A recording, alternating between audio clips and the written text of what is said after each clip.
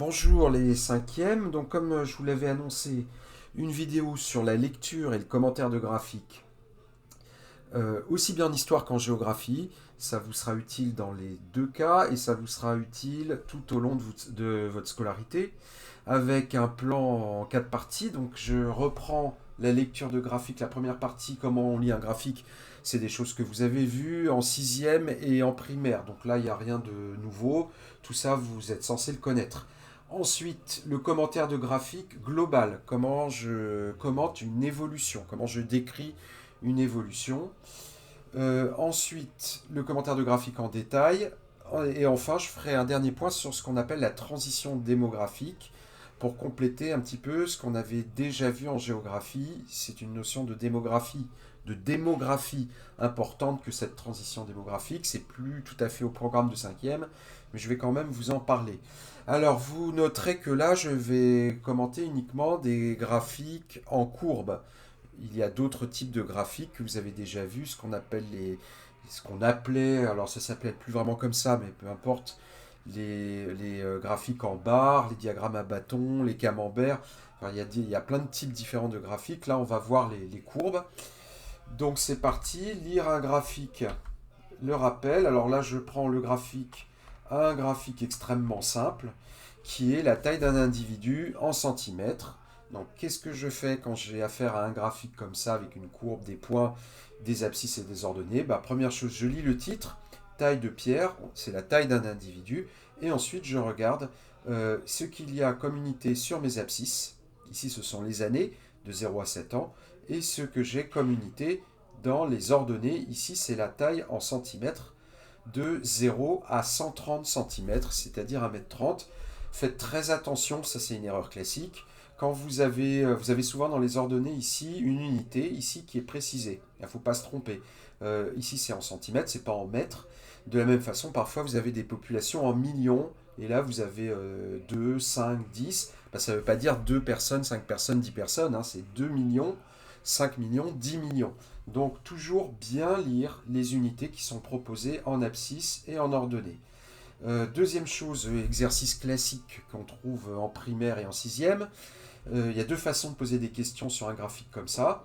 Soit vous partez des ordonnées pour trouver une réponse en abscisse, soit vous partez des abscisses pour trouver une réponse en ordonnée.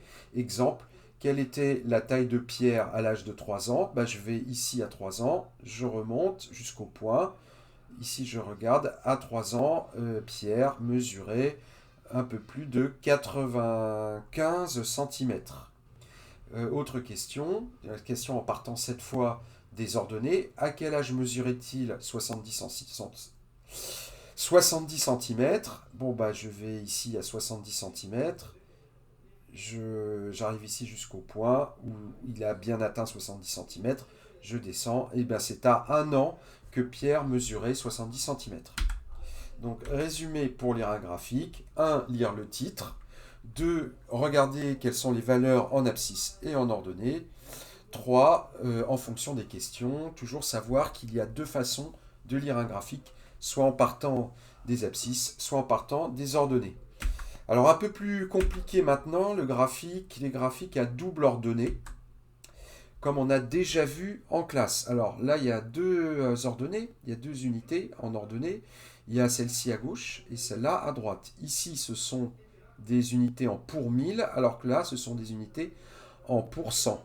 Alors toujours pareil, je regarde le titre. Bon, là, il n'y en a pas. En fait, c'est un graphique classique où on vous présente la natalité, la mortalité et la différence entre la natalité et la mortalité qu'on appelle l'accroissement naturel. En abscisse, on a les années, 1980-2020. Ici, en ordonnée, j'ai des pour 1000. Et ici, on me précise que c'est taux de natalité et mortalité, c'est-à-dire les courbes vertes et violettes, qui sont exprimées ici en pour 1000. Tandis que la courbe bleue ici, qui est l'accroissement naturel, elle est exprimée en pourcent. Et donc, il faut la lire ici sur la droite du graphique. Quand il y a deux types d'ordonnées, ça permet en fait d'exprimer plusieurs courbes qui ont des valeurs différentes. Il ne faut pas se troubler pour ça, c'est pas tellement plus difficile. Donc qu'est-ce que je vois sur ce graphique? Je vois que la natalité ici dans le temps, elle baisse, que la mortalité, elle baisse aussi, puis elle finit par stagner, et puis que la différence entre les deux, eh bien, puisque la natalité se rapproche de la mortalité, l'accroissement naturel baisse lui aussi, c'est-à-dire l'accroissement, la croissance de la population en pourcentage baisse aussi. Conséquence du fait que la natalité baisse et se rapproche de la mortalité. Donc, graphique à double ordonnée. Alors maintenant, commenter un graphique globalement. Alors j'en ai pris un autre qui est la population du monde de 400 avant Jésus-Christ. D'ailleurs là, il faudrait écrire moins 400 ou 400 avant Jésus-Christ, mais pas moins 400 avant Jésus-Christ, jusqu'à 2050. Alors la méthode 1, je lis le titre, je repère les valeurs en abscisse et en ordonnée comme on l'a dit. 2, c'est comme ça que vous devriez faire à chaque fois. Vous repérez la première valeur ici, à moins 400, et la dernière valeur ici, au-delà de 2050. Et qu'est-ce que je constate? Je constate qu'entre moins 400 et 2050, il y a eu une augmentation. Donc voilà, je le dis. Il n'y a pas 36 façons d'évoluer pour une courbe. Soit elle augmente, soit elle baisse ou elle diminue, soit elle stagne. C'est-à-dire la stagnation, c'est quand ni ça ne monte beaucoup, ni ça ne descend beaucoup. Ça reste à peu près égal tout le temps. Ça s'appelle une stagnation. Et alors ensuite, pour aller un petit peu plus loin, je peux préciser s'il y a une augmentation rapide ou forte, ou pareil, même chose, une baisse rapide ou forte. Sachant qu'une stagnation rapide ou forte, ça n'existe pas, ça ne veut rien dire. Si ça stagne, ça reste toujours à peu près pareil, donc ça ne peut pas être rapide, fort, léger ou faible. Donc ici, qu'est-ce que j'ai? J'ai une population, regardez, qui, si on voulait commenter ce graphique, on dirait qu'elle augmente, la population du monde augmente légèrement jusqu'en 1800 à peu près, qu'à partir de 1800, eh bien, la population augmente fortement, très fortement, rapidement, très rapidement. Commentaire global, la population du monde, je prends mon premier point, mon dernier point, la population du monde augmente très fortement, puis après on va voir dans le détail, mais là je suis dans le commentaire global, donc on a une augmentation très forte. D'accord. Donc, et dernière chose, ne dites pas que la courbe, elle évolue. Point. Non, ça veut rien dire. Elle évolue, oui, d'accord, elle évolue, ça veut dire elle change, mais comment? Eh bien, il faut dire que quand on vous demande comment évolue la population du monde de moins 400 aujourd'hui, vous répondez de moins 400 du monde, de moins 400, pardon, avant Jésus-Christ, jusqu'à aujourd'hui ou jusqu'à 2050, la population du monde a très fortement augmenté, ou très rapidement augmenté. D'accord? Donc 3 cas, l'augmentation, la stagnation et la baisse. Et à l'intérieur de chaque cas, enfin, à l'intérieur des deux cas, c'est-à-dire de l'augmentation et de la baisse, je peux préciser si c'est fort, rapide, ou si c'est lent, léger. Alors, donc, ici, regardez maintenant cette courbe-là, un peu plus compliquée, on l'a déjà vu en classe. L'évolution de la population en Europe occidentale, c'est l'Occident féodal, de 900 à 1350. Alors là, qu'est-ce que j'ai? J'ai une augmentation, et puis à partir de 1250, j'ai une baisse de la population. Puisque je suis toujours dans le commentaire global, la première phrase que je vais écrire pour commenter mon graphique, peu importe qu'il y ait ici une baisse, je prends mon premier point, 23,5 millions. Vous voyez ici, faites bien attention, ce n'est pas 23,5 habitants. Je n'oublie pas de regarder les unités en abscisse et les unités en ordonnée. En abscisse, ce sont les années. En ordonnée, c'est la population en millions. Donc, vers 900, l'Occident féodal, je vous rappelle, l'Occident, c'est globalement la France, l'Allemagne, l'Angleterre, l'Italie, l'Espagne. Eh bien, il y avait 23,5 millions d'habitants, tandis qu'en 1350, il y avait 57,5 millions d'habitants. 23,5, 57,5, c'est une augmentation très forte. C'est plus du double, on peut le dire ça, hein, vous êtes capable de faire des petits calculs mathématiques dans votre tête rapide, vous pouvez dire que la population, elle a doublé, elle a triplé, elle a quadruplé, à peu près, environ. Vous voyez, 23,5 à 57,5, c'est plus du double. Donc, peu importe qu'il y ait eu un petit accident ici, qui s'explique par la peste noire, qui est une épidémie qui a ravagé l'Europe occidentale de la fin du XIIIe et dans la première moitié du XIVe siècle, peu importe, notre population, si je prends toute la période, et comme je fais un commentaire global, elle a globalement augmenté très fortement. Alors, ça peut être un peu plus compliqué. Ça peut être un peu plus compliqué si on vous demande des commentaires en détail. Donc, regardez maintenant le détail. Je reprends ici la même courbe. Donc, je précise d'abord l'évolution globale, hein, comme on l'a dit, l'augmentation, la diminution ou la baisse ou la stagnation. Et si je dois commenter un petit peu plus loin, si je dois faire des commentaires sur des parties de la courbe, ici typiquement cette baisse-là, eh bien, je vais en parler en commençant par les repérer. Donc j'ai une augmentation tout le temps, sauf ici, de 1250 à 1350. Donc je date ici cette baisse, et je peux écrire, donc, commentaire global, de 1900 à 1350, la population de l'Europe occidentale a fortement augmenté, ou a augmenté fortement, ou a augmenté rapidement, très rapidement, comme vous voulez. Cependant, de 1250 à 1350, je date l'accident, elle a baissé. Voilà. Et j'ai donc commencé par faire un commentaire global en prenant le premier point, et en prenant le dernier point de ma courbe, et en regardant si ça monte, si ça stagne ou si ça baisse. Et dans un deuxième temps, deuxième phrase, j'ai commenté des irrégularités de la courbe, c'est-à-dire des endroits où ça n'augmente pas, ou alors si c'est une courbe à la baisse, ça serait des endroits où ça monte. Ça peut être très compliqué à faire. Regardez ce type de courbe. Ici, la température moyenne annuelle en France, un graphique de Météo France, où là, donc toujours pareil, hein, regardez le titre, donc température moyenne annuelle en France, regardez les abscisses, ce sont les années de 1950 à 2003, regardez les ordonnées, c'est la température moyenne en degrés Celsius, ça va de 10 à 14.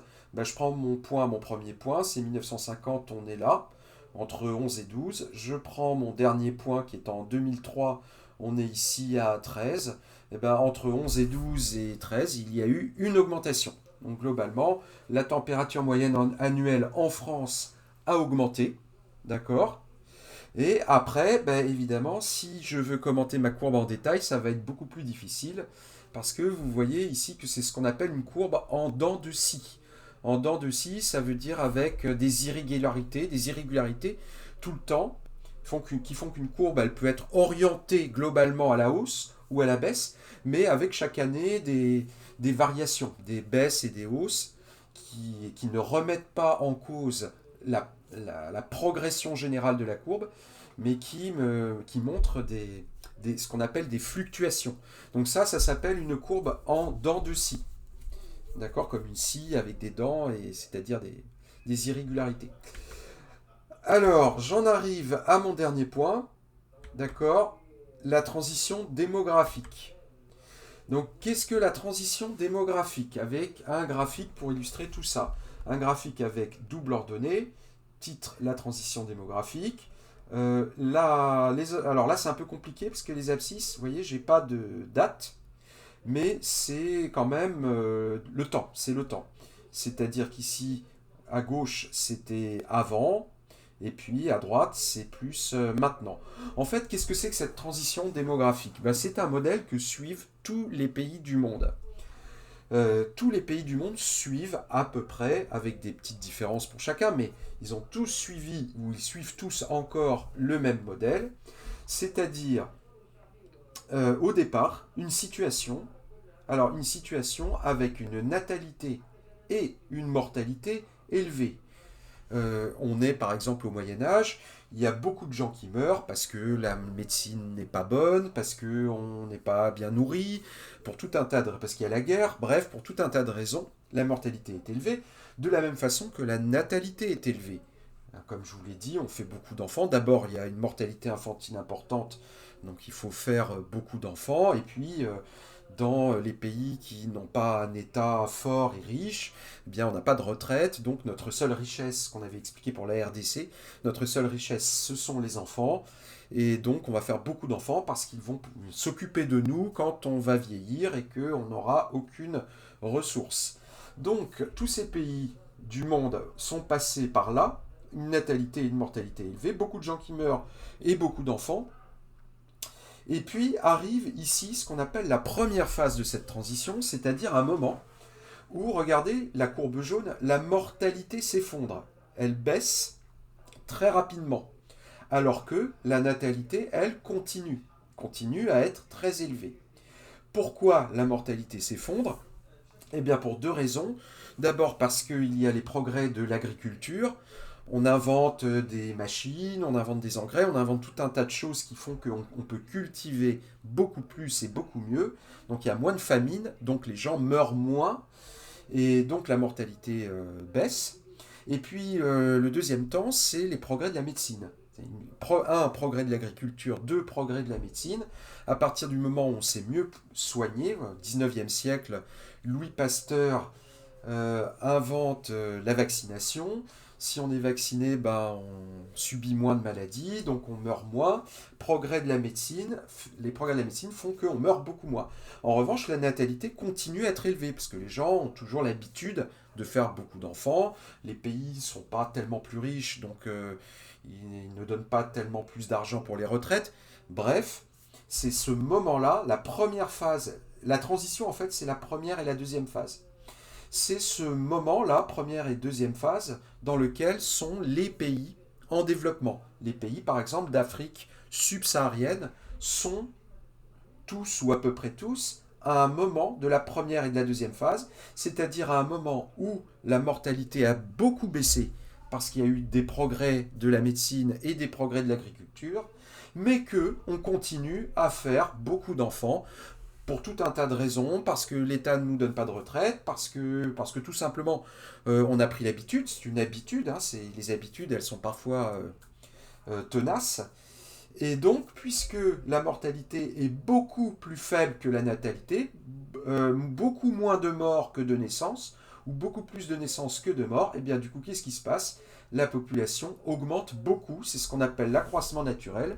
L'accroissement naturel, c'est la différence c'est l'augmentation de la population hors immigration, c'est-à-dire sans parler des mouvements de population, sans parler des gens qui partent et qui arrivent.